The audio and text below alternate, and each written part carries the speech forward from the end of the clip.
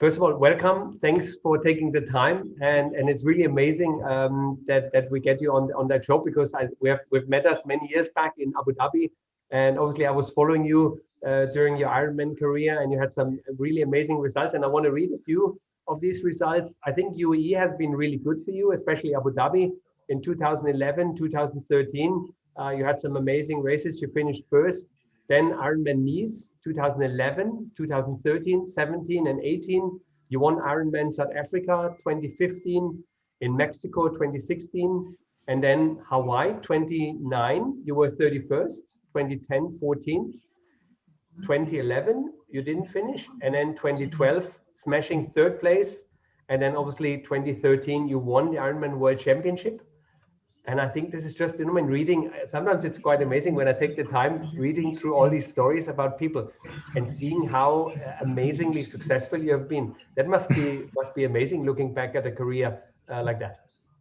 Yeah, it is, exactly. And it's only right now, once you finish your career, you really realize what you have been doing over all those years, because when you're in it, you do not really realize what you've been doing or what you're performing. So yeah, you talked us through 2011 with my first big win in Abu Dhabi, and then 2013 was obviously a really good year, the best year of my career, with the win in Abu Dhabi in the beginning of the season, then the win in Ironman France, and then yeah, the biggest one in Hawaii in the end of the year. So it was a great year. Yeah, fantastic. Looking back 2013, would you think this is really the best form you had of your life? Oh, it's hard to say if it's really the best form in my life, but it's true that year everything worked really fine. And I think if I look back on my best race ever, then I always come back to Ironman France in 2013. Mm-hmm. And I think that was even stronger than what I did in Hawaii. And yeah, 2013 Nice in 8:08 on such a course, that was really the best race of my life, I guess. Very good. We have a little clip prepared. Will has prepared a clip of something. So, and please, Will, you have the screen, so please share with us some of the impressions of Luke's Frederick's career. Thank you.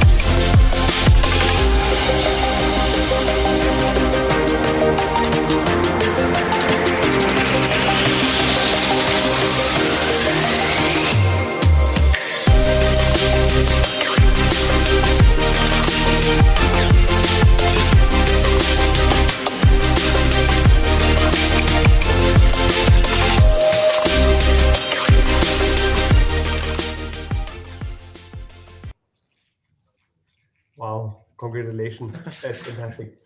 Thank you. Do you remember all the things we showed, all the victories, and how is this? Oh, it's a great feeling, but I remember exactly the first images you showed were 2011 in Abu Dhabi, then followed by 2012 Ironman France and Nice, then of course Hawaii in 2013, and then a couple of images of the last years with my win in Lanzarote, with the win in 70.3 Les Sables. So all great memories. Yeah. Very good. Okay, I'm glad we could bring some of these memories back to you. When you started your career, what was the inspiration? I know you were a good swimmer, but how did you get in touch with triathlon? Who was your inspiration? I mentioned before Luke van Lierde, obviously, and you're not related with Luke, isn't it? It's just like by coincidence you have the same name.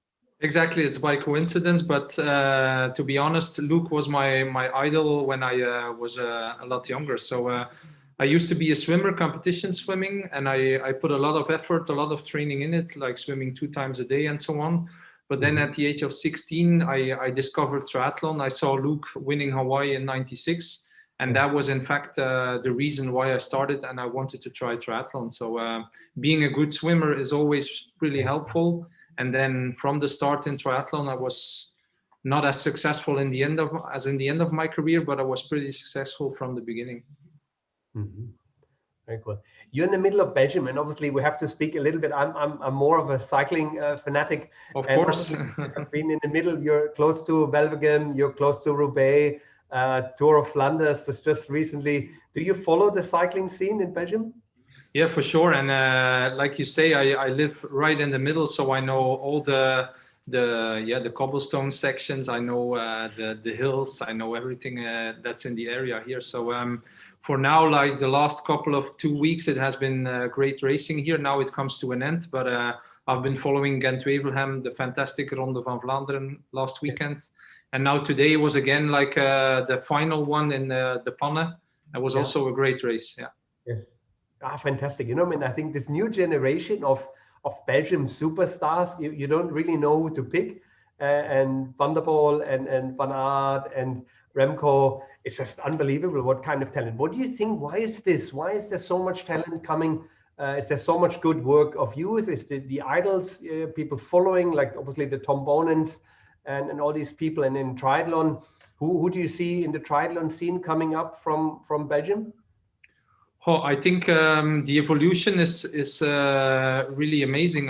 When you see in cycling the young guys coming up, I think like you say, Tom Bonen inspired them, and it's like a whole new generation coming up. And I think in triathlon we have some really good names already on the short distance, like Jelle Geens, like Martin van Riel, who are really good triathletes. Showed it at the Olympics in Rio de Janeiro. And we'll show it again next year. So, and I think on the longer distance, we also have Peter Heemrijk now coming up. We have Bart Arnouds, who was already second a couple of years ago in Hawaii. So I think even in triathlon, we have a really good generation coming up as well. Mm-hmm, mm-hmm. And I hear now you're training the army. This is something you're going to inspire to do after you have 2020. You said is your final year. So and then now going into new next chapter of your career. In fact, to explain a little bit, since 2004, I'm in the Belgian army. So the army offered me a contract to do my sport as a professional. Mm-hmm. And then now in the end of my career, I wanted to stay in the army. And the person who is responsible for all the sports people in the army is retiring in 1 year. So I will now start to follow an education to become officer in the army. And then after that education, like in the end of 2021, I will become the responsible for all the elite sports athletes in the army. So that's not only triathletes, there's also mountain bikers, there's people doing judo, people in gymnastics. So yeah. But I think with all the experience I built through the years, I think in every sport it's useful to share my experience with younger people. Very good. What do you think? How much of your success is the talent God given and from your parents, and how much is the hard work and dedication? What do you think? 50-50, or how much is it in your case? Well, I think 50-50, because you need some talent, but talent is something really hard to describe, because I always think talent is not only the physical capabilities, but it's also your environment, the time you spend training, how much training can you stand. It's a lot of factors that play to be successful. So I sometimes compare it to a puzzle, and some people don't need a lot of pieces in their puzzle to make it happen. Yes. Other people need a lot of pieces to make it happen, but still, if you can make it, doesn't matter if it's 1,000 pieces or only 5. When you can make it, you're successful. Very good. Is there any important rule and non-negotiable rules for you live by? And when it comes to training, are you very, very consistent? How would you describe yourself when it comes to work ethic? I think I'm really consistent, and on the other hand, it's also really important to have some continuity. So it's not good to like go for it for a couple of months and then quit for 2 months and then come back again. No, if you look at my career and the way I did it, it's like consistency all through to 20 years of work, in fact. So and I think one of the talents as well is to stay healthy, to not get injured too many times. And as everyone knows, in triathlon, you need to train a lot. And I think that's part of the success for me. Mm-hmm. When you put the racing goggles on or the bike helmet in a race, you have a different personality. Are you the same, Frederick, like your home, or how much is it different really? Are you going out to beat yourself, or is it more motivation to beat the guy in front of you or behind you? What's the soul during the race for you? I think I always raced with the thing in mind, like to show what I'm capable of doing, not only to the world but also to myself. So it's not really against someone else or being really aggressive or something. And next to that, when other people look at me, they mostly tell me like I'm really before the race not too nervous and just relax. But once I put the goggles on or the helmet on, I change a little bit. That's what they tell me from the outside. Mm-hmm, mm-hmm. Do you had somebody during the career you would say this was a motivation, somebody you always wanted to compete with, one of the athletes you would point out who was helping you to compete? Because we see obviously in sports, when there's a healthy competition in the sport and people are really fighting with each other, that really gets the best out of them. Was there one athlete you would point out to say this was my biggest competitor? I think I have a few of them, and in the beginning or the early stages of my career, I think like Craig Alexander, who was the reigning world champion, inspired me a lot because I raced him a couple of times, and of course I couldn't beat him at all. But then once my best years arrived in 2012, 2013 was about the end of his career, and then the beginning of my most successful years. And he's a real gentleman, Yes. a guy I look up quite a lot, and he's really been an example to me, really. Very nice, very nice. Is there a race you say is your favorite race, and is there a race you wish you would have won in your career? I think it's not a secret if I tell you that Ironman Nice, France is my favorite race. I won it 5 times, and it's just such a beautiful course. It's iconic as well because triathlon exists since the 80s in Nice. So I would recommend to every triathlete who is on Ironman distance to try at least one time in Nice. And then, unfortunately, this year with COVID, I wasn't able to race Embrun, because Embrun in the French Alps is maybe not the most known race, but it's a really hard one with a lot of big climbs in it. And I would have loved to race that one, but it didn't happen this year. So that's not too bad. But in the end, that's something I would have loved to race. What do you think is different now in the sport? You know, when you have seen now so many years, and in the early days triathlon and today triathlon, what do you think is the biggest change? And when it comes to competitors, technology, where do you see is the big change? There's a lot of changes, but when I look at the positions on the bike, if you see pictures from me winning in 2013 and pictures of me now in the last couple of years of my career, there's a big change on the bike. And that's also something you see in the times when you look at the bike splits in Ironman. You used to be a good rider when you were riding 4 hours 30 minutes, 4 hours 25, then you were a good rider. Now, every race I raced in the last couple of years, it was 4:10, 4:12, 4:15 something. So you see, it's a lot faster than it used to be. And I see that the younger generation is also more aggressive. They just go for it and they see where the ship ends, I will say. So it's, a different approach to Ironman racing, And what would the Frederick of 2020 tell the Frederick from 2010 or 2005? What would you tell yourself? Not too many things, because in the end, when I look back, it was a good progression over the years and a good way to do it. And in the end of your career, you realize that you can win races on experience. Yeah. And when you're in your top shape, like 2012, 2013 for me, then everything just works because you have the best shape of your life. So it's an evolution in your life. You get to the top, you are at the top, and then you try to stay as long as you can at the top. So that's how it is. Yeah. Very cool.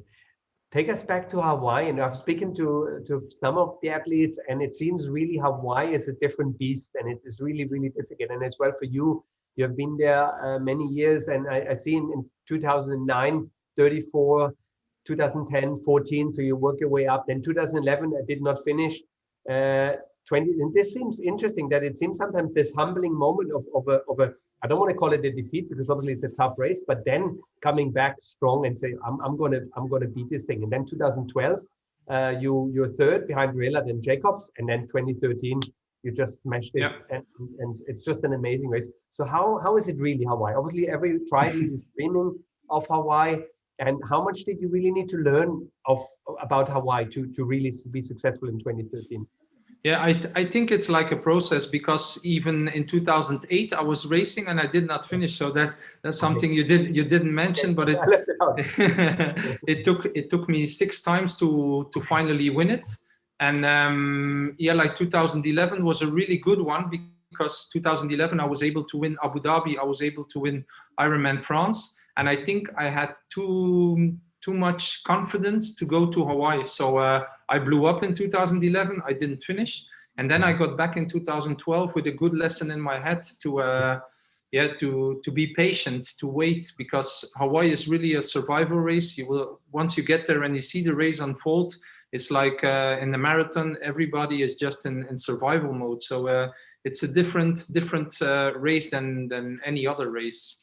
And then, yeah, 2012 with the 3rd place really gave me the belief I could win it, because before that, if you go there and you were 14th, you were 34th or something, you cannot believe, or you cannot tell your mind and your body, I'm able to win this. No, that's not going to happen. But if you get 3rd, then of course you start to believe more, and it's something that is really possible to happen.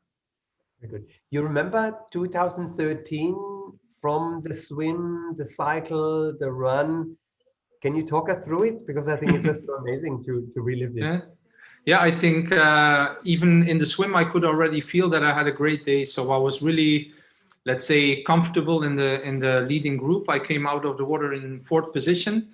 And then the only thing that was really hard on the bike was the first, let's say, 25, 30 kilometer. I almost dropped from the front group, because in the beginning it's really hard racing, and everyone tries to get in position. The guys who lost a little bit of time on the swim get back on the bike in the first part of the race. So and the longer the race was going, the better I felt. So by the way we turned in Hawi, I was already, I think, in 5th or 6th position, quite comfortable still. And then on the way back, I stayed in 4th position, but I always felt in control. So the guys in the front, Luke McKenzie, Sebastian Kindle were taking a little bit of time on me, but not like 5 or 10 minutes, just a couple of minutes, and that was okay. Once I started the run, same thing. I told myself the first 21 kilometers, so the first half, let's be patient and wait, because I had a couple of bad experiences before when I started too hard. And that was in fact key to the success later in the race, because around half marathon, I started to feel better, and I told myself, okay, it's still a half marathon to go. I caught up on Kindle by kilometer 25, and then by kilometer 30, I caught up on Mackenzie in the energy lab. And from there on, it was like, just try to control and not to be euphoric already, because it's still 12 kilometers to go. I remember still the car with the stopwatch in the front, and that told me like 7 hours and 12 minutes or something. And I was telling to myself, oh, it's still quite a long way to go. So stay focused and do whatever you have to do. And then I think only the last 2 kilometers or the last mile, I was really sure of winning. And then I started celebrating quite early. Yeah. You run a 2:51 marathon. That's unbelievable. Yeah. Well, it's not that fast, but I think it was quite a hard year with a lot of wind and it's always hot and humid, of course, but it was a year with not a big group, so everybody was racing individually. I remember like Mackenzie was in the front, and Kinlo on his own, then me on my own, so there was not like a pack of 10 or 12 athletes coming in transition too. Fantastic. Really good. Congratulations. I think it's just amazing. Thank you. Thank you. Obviously, we were always super happy to see you winning because you were on Cervelo bikes. We're the Middle East agent for Cervelo, and Castelli is a great partner for us, and we're really happy with this. So we have a little clip. I'm not sure if you have seen it, and I wonder, because I like it so much, we play another clip from Cervelo, and I'm sure you will like it. Okay, thanks. Let me see with Will. Maybe a surprised Will. Hello, now we go. It's just over here. Wow. My dad says it makes him super fast, almost like flying. He has it because he's a triathlete. What's triathlete? It's someone who swims and cycles and runs really, really far and really, really fast. Dad practices all the time to make him faster. He even practices funny things, like taking off his fancy suit. Come on, faster! That part is called transmission. Wait, transition. Cutting his leg hairs make him faster too, and lifting heavy things and eating magic jelly and playing a special video game. Sometimes he does things I don't understand, but he always says it's the little things that make him faster. Sometimes he takes me with him, and that's the best. He says one day I'm going to be as fast as him, but I think I'll have to try really hard.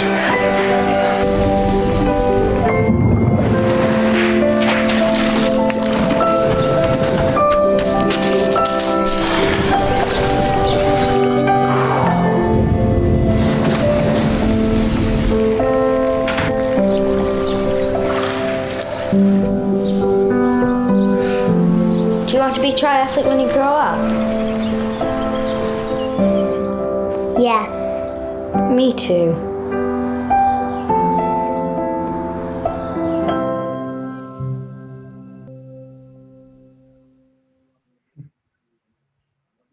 Very cool.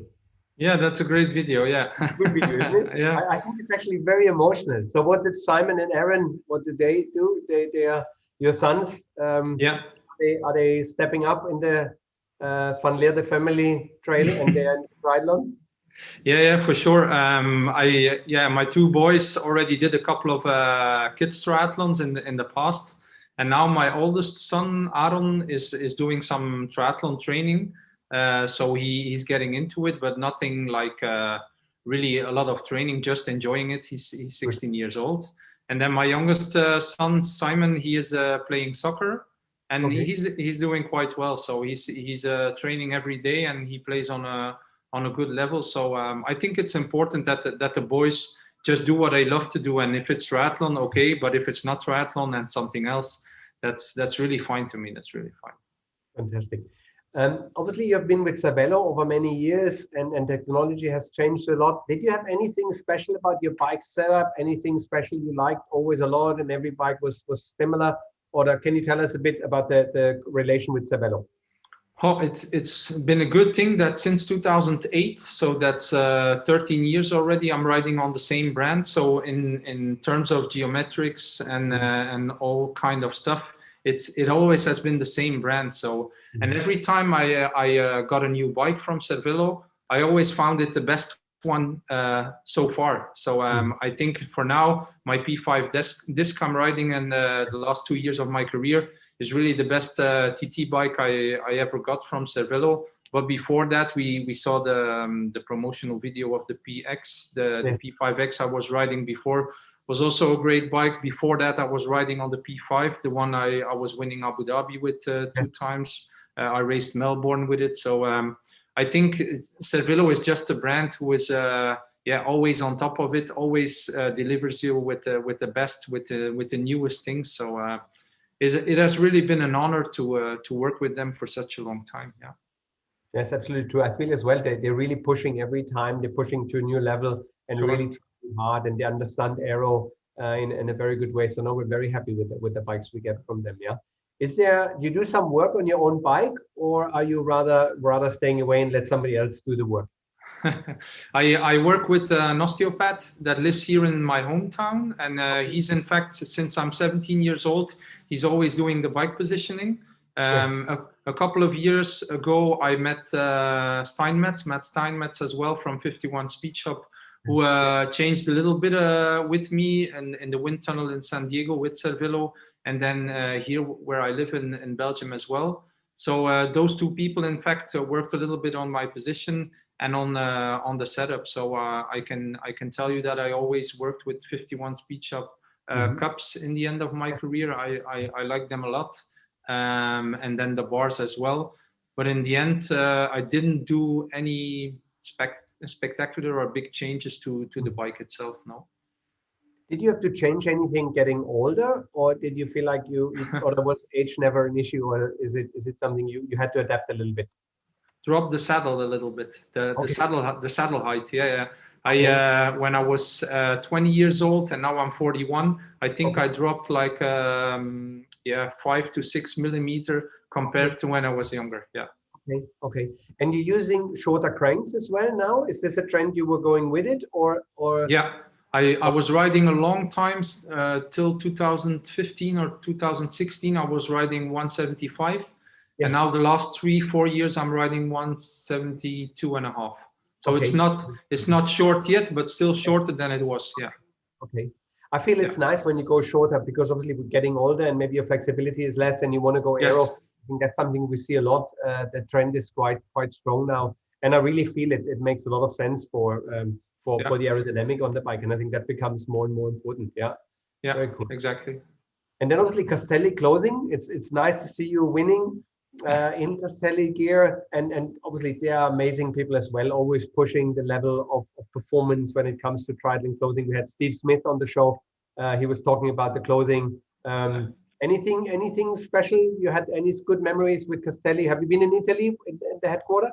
Yeah, I've been in Fonzaso is the place. Yes. I've been there 2 times, I guess. Yes. And then the very special thing about Castelli is that before 2013, I was with another brand from the team.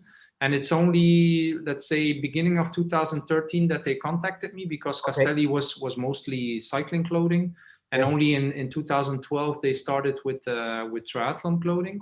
So 2013, they contacted me, and I was able to switch brand just a couple of weeks before Ironman France. So that was June 2013.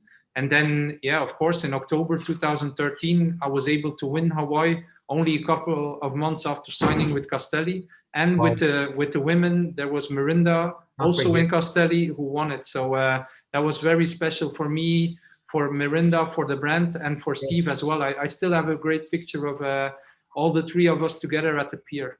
Yes, I remember they started and then immediately top spots for men and women. Exactly. We have good experience with these suits as well, and they're pushing. Okay, that's great. So that's a fantastic operation. Do you train as well on a mountain bike, on a gravel bike when you're at home? Yeah, when I'm at home, over all those years in the winter, I always preferred like a mountain bike, because a mountain bike, you work a little bit on strength. You go not that fast, so it's a little bit warmer in the winter, and you can go a little bit off-road as well. And the last 2 years, I also have a gravel bike from Cervelo, the Aspero. Yes, and nice. That's a great bike, especially when you live here and you want to do some off-road, some cobblestones, whatever. Especially in the winter time, I like it a lot. Yeah, fantastic. No, the bigger tires, we always thought in the days early that smaller tires run much faster. Now with lower pressure, bigger tire volume and everything, that's really something surprising. And on a gravel bike over the cobblestones and everything, I can imagine that's a fantastic bike what they built. Yeah, the Aspero. Yeah, it's a lot more comfortable when you just go out to train. You want some comfort as well, and it's a great bike. We have a big community here in triathlon. One of the biggest cycling triathlon clubs in the world. We try to buy and a lot of active people here in the scene. So I want to ask you some quick tips for maybe some quick short things you can tell us for the day before the race. Is there anything what people should avoid or should do the day before the race? The day before the race, get off your feet as much as you can. And one thing I always did was like just before I went to sleep, go into an ice bath. So that was something that was really helpful for me. I always felt good after doing that and getting into bed, and yeah, was something I always wanted. Yeah.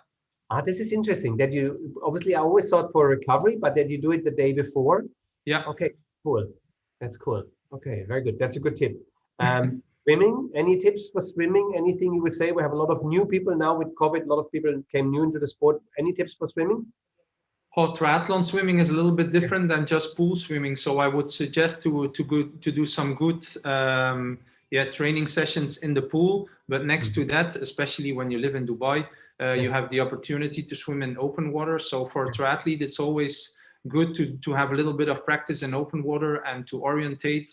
That's something that is really important in triathlon.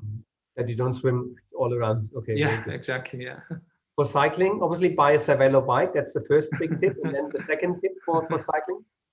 The second tip, I would say as a triathlete, I trained a lot of time on my TT bike because it's nice to train on your road bike, but then the position on the TT bike, the muscles, everything is different. So, and especially in a triathlon, you have to run off the bike. I would say train quite enough on your TT bike as well.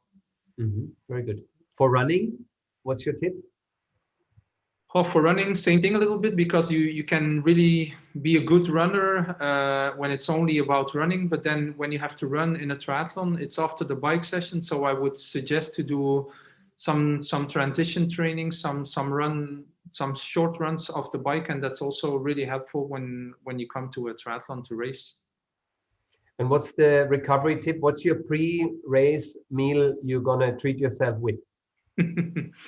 It's always white rice or with ketchup or with honey. You can choose. Okay. But white rice is really good because there's even more carbohydrates than in pasta. And then on the other hand, it's also good on the stomach when you eat some white rice. Yeah. Very good. You do a lot of gym work, or is it mainly that you train on the bike, swimming, running? You think that's enough, or how much is the part of gym work you have to do?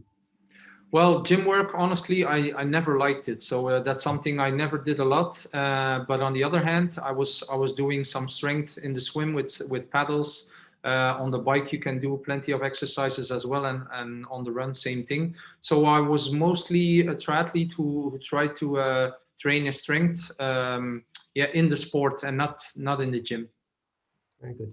I want to speak a bit about mindset. And I was listening to a podcast and you were speaking about South Africa, and you spoke about you were attacked, I think, a few days before the race.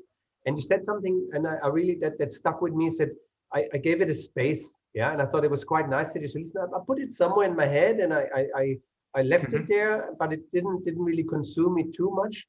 How did you, I think you have a mental coach as well. You have somebody who's helping you with this. Yeah.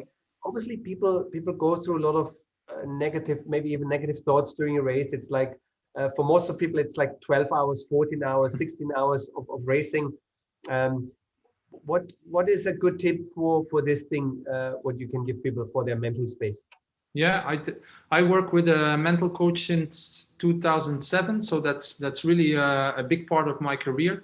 And I think the most important thing in racing is always to stay focused and just stay in the moment. A lot of people with their thoughts, they are somewhere else. And it's really important to point yourself or to say to yourself, stay in the moment. What am I doing right now? What is happening? What is the best thing to think about? That's what you have to keep in mind, and don't think about your swim that was maybe not the best, or the marathon that is still to come. That doesn't help you. So stay in the moment. That's really important.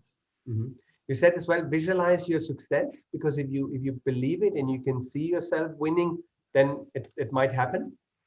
Yeah, I think the mind can always do strange things and even block you from winning. So if the mind doesn't believe you can win a big race, maybe it will block you from winning that big race. So visualizing and make your mind believe you can do it is really important as well to win big races or to get the best out of yourself.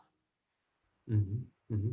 What do you think is your biggest strength and maybe your biggest weakness when it comes to training and motivation? And what would your wife Sophia say about your funny habits and your weakness and strength? I think my strength is that I was always motivated to train. I never skipped one, or there's always been a great motivation, and I love to train. So that was never really hard for me to go training and to train even harder. So and then weakness, maybe on food. I think when I look back now, there maybe was a chance to do it a little bit better in terms of food during the year, because mentally it's hard for me to look at everything and to maybe skip some chocolate or maybe skip some French fries. So but on the other hand, maybe that's just a good thing, because if you have to say no to everything, like I always love the glass of wine as well. So why not? Why not? Very good. That's good. I have at the beginning of the talk, I have normally a question. So when you come home to your mom and dad, what's the favorite dish your mom is preparing for you? Oh, that's some potatoes with a good steak of fresh meat, and next to that some vegetables, but a good meat and some potatoes is really good here. Yeah. Very good. Very good. Is there anything at the moment currently you're really excited about? Any plans you have? Anything coming up? Would you really say, okay, this is something I'm focused on? I know you want to do a marathon. You want to do really well in a marathon, but obviously at the moment not so much. But is there anything you're really looking forward to? Yeah, I talked about it. The education, or the start in the army. That's really something that is going through my mind a lot for the moment. And then of course I retired from racing, but I can assure you every day I was training since I retired. So I still love the sport, and I want to stay in shape as well. So that's something that is taking some time every day as well. And then, you talked about the marathon. That was something that was planned to do right now, maybe October, November, December. But with the current situation, it's not possible. But I will stay in shape, and we'll see. Maybe in the beginning of next year, there's a possibility to do a marathon, because I'm really curious to see what I'm able to do. I ran 2 times 2:42, so I will try to go faster if there's no swimming and biking before. Oh my God, I can imagine. That takes something out of your legs, and if you don't have that, very good, excellent. If you have another sport and you have other people from other sports, you obviously met a lot of famous people to your career. But is there one person you feel you would have a day and you would spend a day with him to learn more about this person? Oh, there's plenty of people, of course, and I'm always a little bit intrigued by persons that are on the top in every sort of different business in the world. It would be, for example, great to talk for a couple of moments to the president, or the president of France, for example, or someone who is in the lead here in Belgium, to see what's on their mind and how they are living. Yeah. Yes, very cool. And obviously, we've gone all to COVID, to the regulations and so on. Anything you feel like we all learned, or you and your family learned from COVID, and you feel like, okay, that was actually something we take away, and it's nice, and we're going to continue doing this, maybe even after that time. And what do you take away from COVID? Obviously, with this situation, you spend a lot more time with your family, because contacts are limited. So that's a really good thing. On the other hand, what we are doing right now is also something that will take, because before that we were traveling a lot, especially business people were traveling a lot to talk to people. And then now you can see with those online platforms, we can do great things as well. So maybe that's another thing that we will take after this epidemic. So there's some good and some bad always, but I really hope it's not going to take too long, because it puts a lot of stress on everyone, and especially in sports. A lot of people told me, for your last year, it's not really great to live through this. But when you look at the younger athletes, it's even worse for them, because they are really ready to show the world what they can do, and they're not able to show it. So that's even worse. Oh, true, absolutely. And you had to do some homeschooling during the time?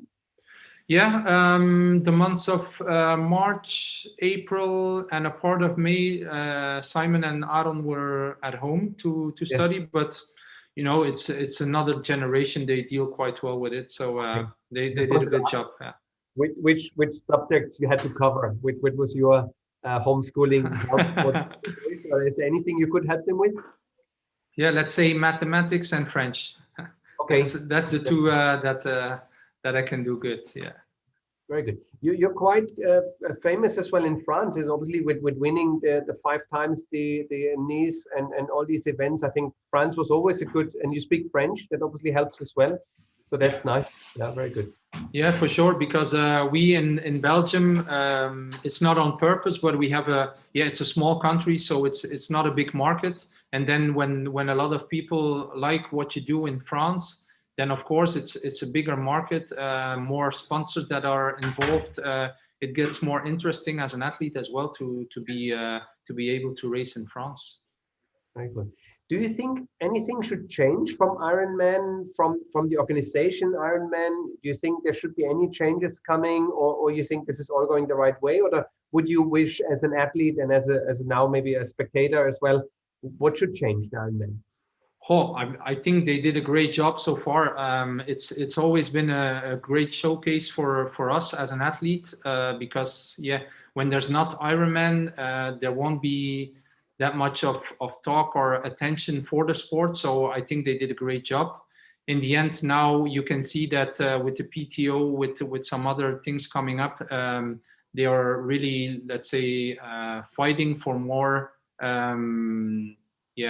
more prize money, more, everything for professional athletes, that things are better organized for professional athletes. And they have a point, of course, especially for younger athletes who want to get to the top. It's not easy. It's quite expensive as well. So I think Ironman did great, but on the other hand, it's also important to listen to the new voices, the new people coming up, and listen to protect the future, of course, and to help them in the future. Mm-hmm. Very good, very nice. I have a few shorter questions now. And what was the best day of your career? Let's say Hawaii 2013, because it's just hard to explain. It's not like every other victory. It's different. And the hardest day of your career? Oh, there's many, of course, but let's say when I didn't finish 3 times in Hawaii, and those are the hardest ones. When you do not finish, the decision to make, and then afterwards you don't feel good. It's always better to continue than to stop. Who do you pick as the greatest athlete of all time? It doesn't have to be triathlon. It can be any sports person, anyone who comes up. Oh, I will still stay in the sport. I think what we see now with Jan Frodeno is amazing. Being Olympic champion, winning 3 times in Hawaii, many other world titles. It's just amazing, and he's still continuing. So a lot of respect, and I think he's the greatest. Yeah. Mm-hmm. You have a favorite quote? You have something which inspires you?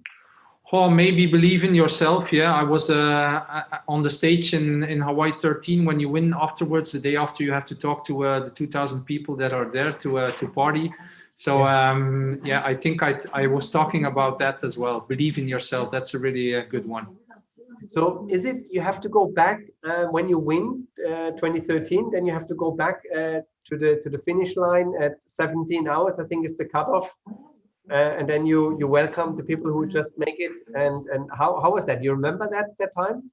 It's special, of course. Then I did that on a few occasions, even in Nice as well. It's always special. Most of the people don't realize, because they fought for like 17 hours. So I mean, it's like a tradition.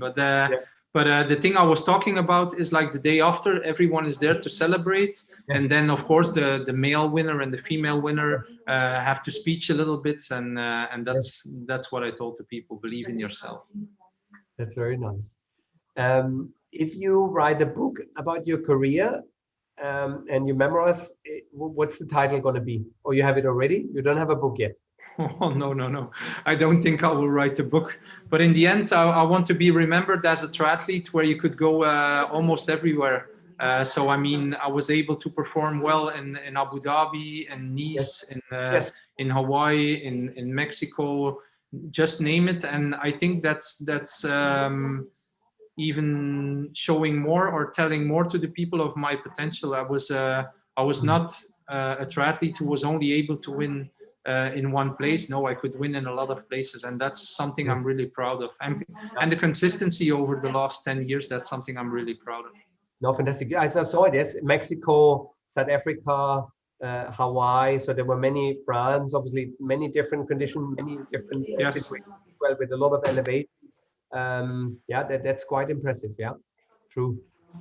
Very nice. If you go to a karaoke bar and you have to sing a song, so what song you're gonna pick?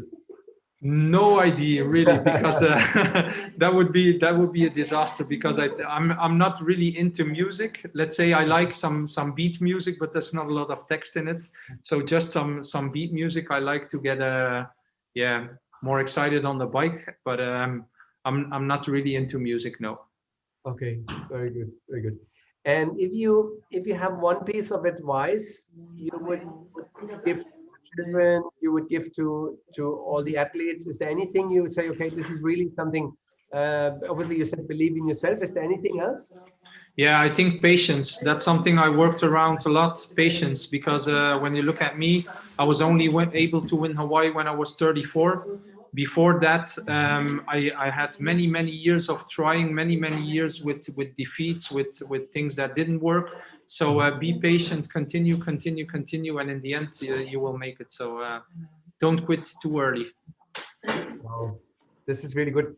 Frederick, I'm conscious of your time, and I hear your family is behind, and I really thank you a lot for taking the time. I think it was really great to catch up with you. Any plans to visit us in Dubai when this whole COVID thing is over? Oh, maybe the last time I was in Dubai was in 2017 with the brand of Dettol. I was there to visit the company and to visit some people. So yeah, for sure. I was there with my family and they liked it a lot. We went to the water parks. We went to the Burj Khalifa and so on. So it was a great time. So I would love to come back for sure. Okay, very good. If you come next time, please give me a shout, and we take you out, and maybe we take you for a bike ride early morning. And we show you, we have a fantastic desert track and so on. We have a bicycle. I'm sure we have a Savella for you, which you can test ride for a couple of hours. So it would be great to see you again. And I wish you all the best for the rest of your career 2020, and all the best for all the things in the army. And you have been really an inspiration, I think, for a lot of people. You've done a lot for the sports, and I really want to acknowledge you for this. I think you had an amazing career, and it's still going on. So well done, what you did. Thank you so much, and thanks for having me. Yeah, thank you very much. We have in 2 weeks, we have the guys from DT Swiss, all about wheels, all about spokes, all about everything. So for everyone who is watching, that's going to be an interesting talk. If you have any tech questions, feel free. It's the 4th of November. Yeah. Okay. Thank you very much, Frederick. Have a good evening. Bye-bye. Thank you. Bye-bye. Yes, bye-bye. Thank you.